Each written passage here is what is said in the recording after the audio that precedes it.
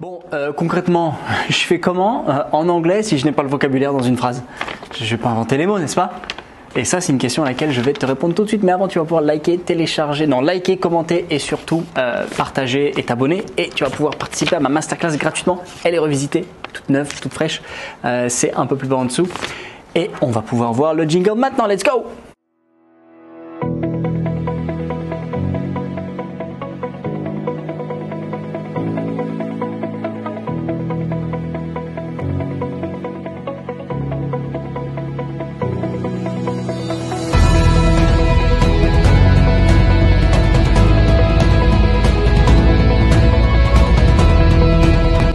Donc oui, si tu n'as pas de vocabulaire, en effet, tu ne peux pas l'inventer.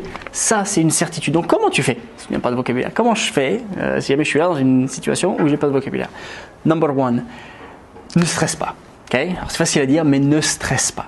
Si tu es dans une situation authentique, tu n'as pas de note à la fin. Okay? L'anglais, pour toi, il est lié à une note, il est lié à une valeur qui t'est renvoyée. Ce n'est pas le cas dans la vie de tous les jours. Donc il faut que tu ne stresses pas. Première chose, ne stresse pas si tu n'as pas le mot et tu es dans une situation de bloc. Number two, essaye de faire comprendre à la personne que tu as un peu de mal, tu vois. Tu fais comprendre par du vocabulaire et essaye de lui faire comprendre que tu ne sais pas ce dont il est question. That's the second thing you ought to do. La troisième chose, c'est tout simplement de réussir soit de lui écrire, de lui dessiner ou alors de lui montrer. En fait, il ne faut pas rester à ne rien faire, quoi. Les blancs, c'est ce qui est le plus gênant pour toi comme pour eux. Donc, il faut être dans une dynamique d'être dans la... de ne pas couper la communication. Tu es dans la coopération pour continuer l'échange, tu vois. Et la personne va faire un effort. Si toi, tu fais un effort, la personne va faire un effort. Si toi, tu te retraites, la personne va dire, bon, peut-être j'ai pas envie de la gêner, je vais la laisser là-bas. Il faut que tu continues à coopérer, il faut que tu continues à parler. Si jamais tu as un petit niveau d'anglais, essaye de paraphraser. You know, it is something you use in the evening for your teeth.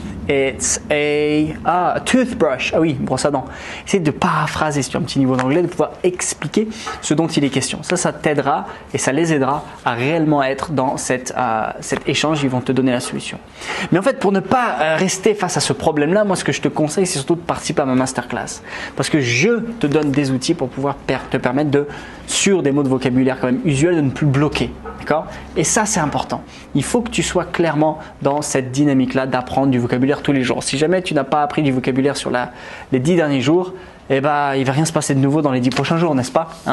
Si jamais tu manges de la malbouffe sur les 10 derniers jours et tu veux un corps de rêve demain, c'est pas possible. Ben là, c'est pareil. Il faut que tu sois dans cette dynamique et moi, je te donne des outils. Donc, c'est pour ça, va cliquer sur la masterclass et ça te donnera vraiment plein de matériel, une pédagogie, une vision pour pouvoir réussir à avoir un anglais beaucoup plus maîtrisé. So, la balle est dans ton camp et la prochaine fois que tu es face à ces problèmes de si j'ai pas de vocabulaire, je fais quoi? Je vais pas l'inventer. Pense à tout ce que je viens de te dire. So, I'll see you guys soon in another video. Bye bye.